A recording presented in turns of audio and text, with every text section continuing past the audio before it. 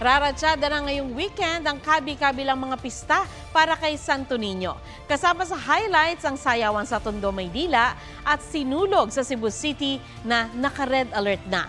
Yan ang report ni Jamie Santos.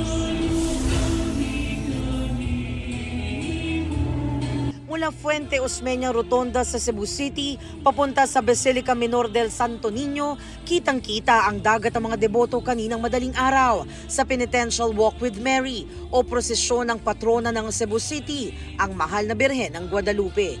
Ayon sa mga pulis, mahigit 300,000 deboto ang lumahok. Itinataon ito sa huling araw ng 9-day novena para sa Fiesta Señor Celebrasyon. Pagdating sa Basilica, idinaos ang Misa de Traslasyon bago dalhin sa National Shrine sa Mandaue City ang Birhen ng Guadalupe at imahe ng Señor Santo Niño. Ayon sa Cebu City Disaster Risk Reduction and Management Office, isa sa ilalim sa red alert status ang Cebu City simula bukas kung kailan idaraos ang solemn foot procession hanggang sa Linggo para sa mismong pagdiriwang ng Sinulog Festival. Ang ikalawang pinakamatanda naman nasa Archdiocesan Shrine of Santo Niño o Tondo Church sa Maynila. Ngayong weekend din ang kanilang pista at kabilang sa mga pinaghahandaan ng ilang lalahok ay ang Lakbayaw o Lakbay Sayaw. Isang dance procession kung saan idinaraan sa indak ang mga hiling kay Señor Santo Niño.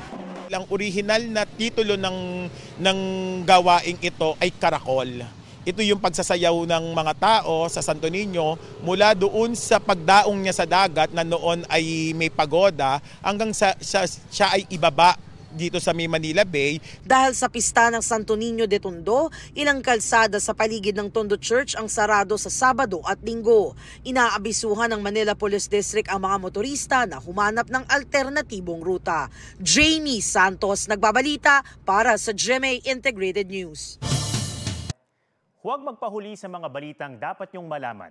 Mag-subscribe na sa GMA Integrated News sa YouTube.